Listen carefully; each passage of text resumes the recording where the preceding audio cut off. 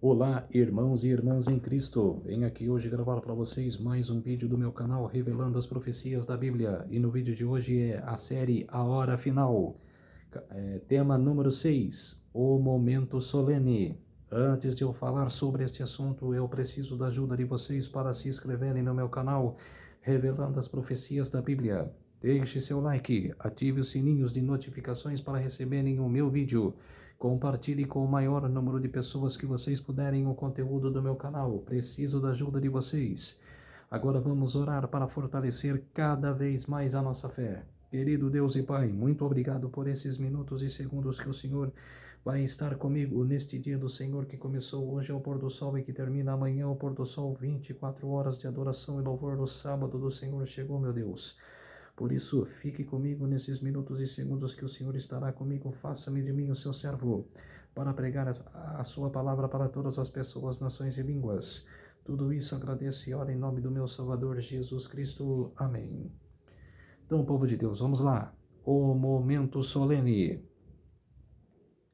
Apocalipse capítulo 14, verso 6. E vi outro anjo voar pelo meio do céu, e tinha o evangelho eterno para proclamar aos que habitam sobre a terra e toda nação e tribo e língua e povo. É as 3 mensagens angélicas.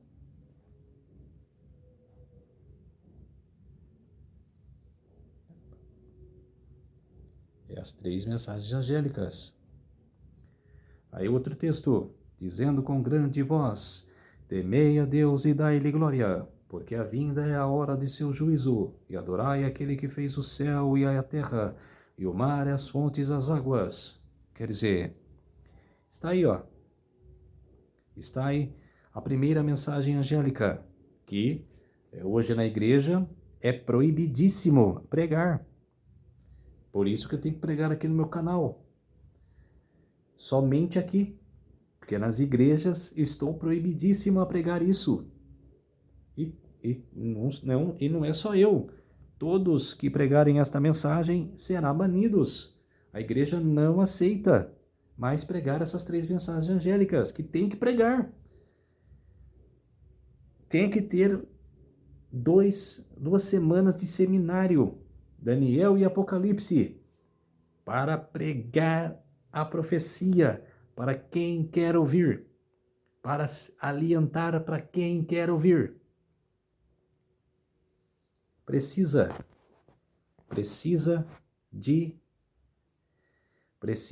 desse chamado. Não tem conversa. Não tem mais que esperar, povo de Deus. Tem que ser esse chamado. Porque chegou a hora de seu juízo. Haverá um julgamento antes de Jesus voltar à terra. Por isso que nós devemos se alientar com isso. Em Eclesiastes, capítulo 12, verso 14. Porque Deus há de trazer a juízo toda a obra, e até tudo o que estará encoberto, quer seja bom, que seja mal.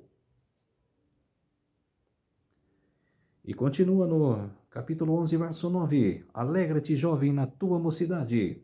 Anda pelos caminhos do teu coração e pela vista dos teus olhos. Sabe, porém, que por todas essas coisas te trará Deus a juízo. Com certeza, Deus julgará a todos, ímpios e salvos. Atos, capítulo 17, verso 31. Porquanto tem determinado um dia que julgará o mundo com justiça. Exatamente. Todos nós seremos julgados. 2 Coríntios, capítulo 5, verso 10. Porque todos devemos comparecer ante o tribunal de Cristo, para que cada um receba segundo o bem ou o mal que tiver feito por meio do corpo. Exatamente, povo de Deus. É a mensagem que nós devemos aprender e ouvir, povo de Deus. Não devemos mais esperar. A Bíblia é clara. A Bíblia é o chamado para nós voltarmos para Deus. Quanto tempo o tempo é precioso para nós voltar. Não tem mais o que esperar. É voltar para Deus. É aceitar Jesus Cristo em nossas vidas. Não devemos mais esperar. Deixe as coisas mundanas e volte-se para Cristo. Ainda é tempo. Aproveite que a porta da graça ainda está aberta. Depois que fechar, não adianta mais. Ele fala, em algum momento da história, Cristo tinha o cumprir a última fase, o dia da expiação, que está acontecendo. Está acontecendo o dia da expiação, o juízo dos mortos. E o juízo investigativo está aí. Era só para investigar quem está com Cristo ou não.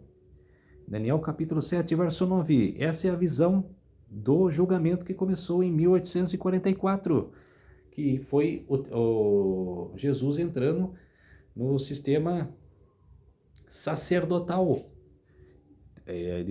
de sacerdote para sumo sacerdote, no lugar santíssimo, para começar o julgamento dos mortos. E quando começar o juízo dos vivos, julgamento dos vivos, decreto dominical. Decreto dominical, quando for imposto na terra, começará o juízo dos vivos.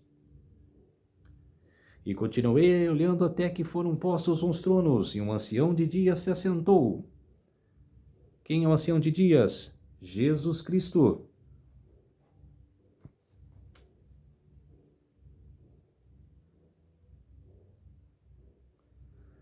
E continua. E o seu vestido era branco como a neve, e o cabelo da sua cabeça como a limpa lã. E o seu trono eram como chamas de fogo, e as rodas dele fogo ardente. Exatamente, Jesus Cristo. Aí continua no capítulo 7, verso 10. Um rio de fogo manava e saía de diante dele. Milhares de milhares o serviam e miríades de miríades estavam diante dele. Assentou-se o tribunal e abriram-se os livros. Exatamente, e essa visão era muitos anos antes. Essa visão foi antes de Cristo vir à Terra, no ano 500 e pouco antes de Cristo. Quer dizer, apontava para o ano no dia 22 de outubro de 1844. Quer dizer, que começaria o juízo dos mortos. Daniel 7,13. E eu estava olhando nas minhas visões da noite, e eis que vinha com as nuvens do céu como o Filho do Homem, e dirigiu-se ao ancião de dias, e eles fizeram chegar até ele. Quer dizer, Jesus Cristo, passando de sacerdote para sumo sacerdote, no lugar santo para o lugar santíssimo. Até teve o desapontamento dos meleritas, que estudaram as profecias das 2.300 tardes e manhãs, e chegaram à compreensão que o santuário seria purificado, né, que o anjo falou para o outro anjo, até quando isso vai acontecer? Até 2.300 tardes e manhãs, e o santuário será purificado. E Guilherme Miller e todos os milleritas daquela época, no século XIX, compreenderam que era a volta de Jesus, o santuário que seria purificado. Por isso, no dia 22 de outubro de 1844, tiveram um desapontamento, porque Jesus não voltou. Ele passou do lugar santo para o lugar santíssimo. Aí está, Daniel 8, Daniel 7 e Daniel 8. Os animais em Daniel 7 e Daniel 8, o bode e o cordeiro. Daniel 8:3. Então levantei os olhos e vi, e eis que diante do rio estava um carneiro, o qual tinha 2 chifres, e eis que os chifres eram altos, mas um mais alto do que o outro, e o mais alto subiu por último. Quer dizer, esse daí era o cordeiro, que era o carneiro, né? Cordeiro, carneiro, que era o reino da Medo-Pérsia. Aí está os símbolos, né? Os símbolos para vocês entenderem o que significa cada símbolo, significado e o texto. Cordeiro, quem é o cordeiro? Jesus Cristo. Isso está em João capítulo 1, verso 29. João Batista avistou Jesus e já falou: eis o Cordeiro de Deus que tira o pecado do mundo. Exatamente. Falou certo. O Cordeiro de Deus que tira o pecado do mundo. O dragão, que é Satanás. Está em Apocalipse capítulo 12, verso 9. A mulher, que significa igreja, a Bíblia, está em 2 Coríntios capítulo 11, verso 2. A besta, que significa rei ou reino, isso está em Daniel capítulo 7, verso 17. A água, que significa povo e nação, Apocalipse 17, 15. O vento significa guerra, isso está em Jeremias capítulo 7, verso 1. Dia, que significa ano, está em Números capítulo 13, verso 34. E tempo significa também ano, está em Daniel capítulo 11, verso 13.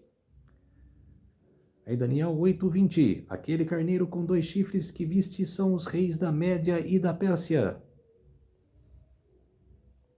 Quer dizer, a Bíblia interpretando a Bíblia. Não adianta você interpretar por si mesmo coisas que aconteceram e achar que é profecia bíblica. Não é. A Bíblia interpreta a Bíblia. Não adianta você interpretar por si mesmo. E eu, estando observando, eis que um bode vinha do ocidente, sobre toda a terra, mas sem tocar no chão. E este bode tinha um chifre notável entre os olhos. E essa profecia aí, de Daniel 8:5, se compararam com os aviões que acertaram as Torres Gêmeas em 2001. As 2 Torres Gêmeas lá nos Estados Unidos. Mas não é. A Bíblia explica o que é. Daniel 8, 21. Olha lá, já a explicação. Mas o bode peludo é o rei da Grécia, e o chifre grande entre os olhos é o primeiro rei. E quem é esse primeiro rei? Alexandre o Grande.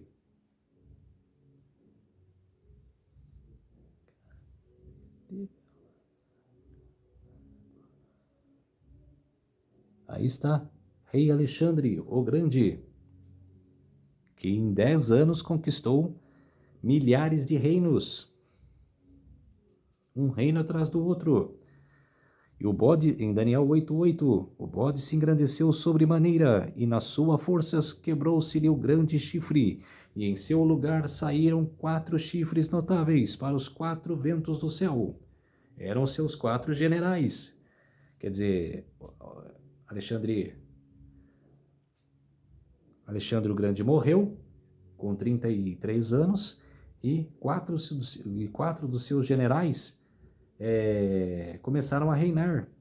Em 4, os reinos se dividiram em 4. Por isso, desculpem, a profecia fala que não tiveram a mesma força que o rei Alexandre Grande tinha. Então, por isso, e foi o reino mais sangrento que teve, o reino da Grécia. Você vê lá em Daniel capítulo 11, do verso 3 até o 15, teve várias batalhas entre Ptolomeus e Seleucidas. O ter sido quebrado, levantando-se em 4 em seu lugar, significa que 4 reinos se levantarão deste povo, mas não com força igual a que ele tinha. Daniel 8:9. De um dos 2 chifres saíram um chifre pequeno e se tornou forte para o sul, para o ocidente e para a terra gloriosa. Está falando aqui de Roma. 8:11. Cresceu até atingir o exército dos céus. Sim, engrandeceu-se até o príncipe do exército. Dele tirou o sacrifício diário, e do lugar do seu santuário foi deitado abaixo. Tanto faz Roma em duas fases, Roma imperial e Roma papal. 8:24. Grande é o seu poder, mas não por sua própria força. Causará estupendas destruições, prosperará e fará que lhe aprover. Destruirá os poderosos e o povo santo. O sistema era o seguinte: reis e rainhas, naquela época, o Papa coroava. Ele botava a coroa na cabeça do rei ou da rainha e falava: você aceita as ordens da Igreja Católica Romana? Você aceitam as doutrinas? O rei e a rainha falava: sim, aceitamos. E prosperava em seu governo. O Papa não intervia. porque era igreja e Estado. O Papa tinha o poder da igreja e o poder também de ser do Estado. Por isso ele coroava todos os reis e rainhas da época. E isso foi por 1790 anos. Por 1260 anos. De 538 até 1798. Em 1798, o Papa Pio VI tentou coroar Napoleão Bonaparte e Napoleão Bonaparte falou: ninguém me coroa, eu vou colocar a minha própria coroa em minha cabeça. E mandou seu general Berthier a Roma para prender o Papa Pio VI por essa afronta. Ele achou que era uma afronta que o Papa Pio VI fez por ele. Quem é ele para me coroar?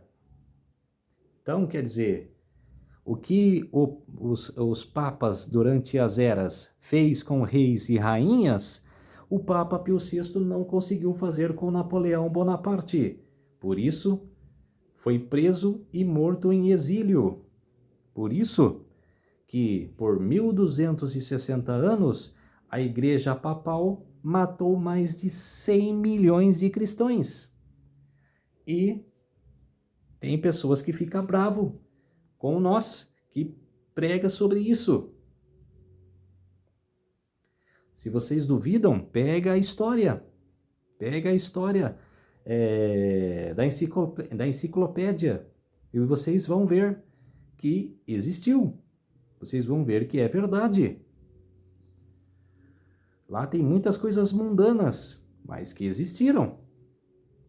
Daniel 8:25. Por sua astúcia nos seus empreendimentos fará prosperar o engano. Levantar-se-á contra o príncipe dos príncipes. Levantará contra as leis de Deus, contra Jesus.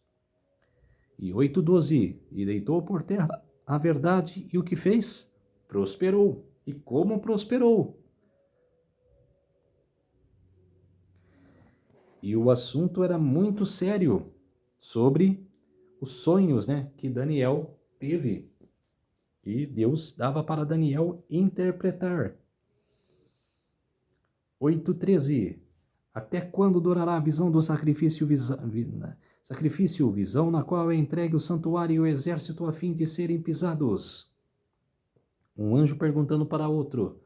E ele me disse: até 2.300 tardes e manhãs, e o santuário será purificado. Foi essa interpretação que Guilherme Miller e os mileritas da época entenderam, que foi sobre o ano 1844, no dia 22 de outubro, que Jesus iria voltar, que o santuário seria purificado, que era a volta de Jesus, mas não era, que era o santuário ser purificado, que Jesus passaria de santo para o lugar santíssimo, de sacerdote para sumo sacerdote. E começaria também a igreja de Laodiceia, que vai até a volta de Jesus. Começou ali o sacrifício dos mortos. 8:17. Então, filho do homem, pois esta visão se refere ao tempo do fim. Quer dizer, tempo do fim. Olha só, muitos anos depois. E Daniel não entendeu. Aí 8:26. A visão da tarde e da manhã é verdadeira. Tu, porém, preserva a visão, porque se refere a dias ainda muito distantes. E como era, povo de Deus? Era muito distante. É como se diz, foi antes da volta, antes da primeira vinda de Jesus. Olha só, que foi até 1844. Aí está, 2.300 tardes e manhãs, ou 2.300 dias em profecia, 2.300 dias, 2.300 anos. Foi a profecia mais longa da Bíblia. Aí está de novo, os significados que eu falei para você, que eu mostrei. Os significados, das coisas bíblicas. E vou deixar aí para vocês, antes que eu peço para vocês se inscreverem no meu canal, de novo os significados, né, o que a Bíblia diz. Vamos lá, povo de Deus, se inscrevam no meu canal Revelando as Profecias da Bíblia, deixe seu like, ative os sininhos de notificações para receberem o meu vídeo, compartilhe com o maior número de pessoas que vocês puderem o conteúdo do meu canal, preciso da ajuda de vocês. Um feliz sábado a todos. Vamos orar para fortalecer a nossa fé. Querido Deus e Pai, muito obrigado por esses minutos e segundos que o Senhor esteve comigo. Fez-se de mim o seu servo para pregar a todos os povos, nações e línguas esta verdadeira profecia, esta verdadeira palavra do Senhor. Por isso, meu Deus, muito obrigado, que fez-se de mim o seu servo para pregar a verdade. Tudo isso agradeço e oro em nome do meu Salvador Jesus Cristo. Amém. Feliz sábado a todos e até o próximo vídeo. Tchau.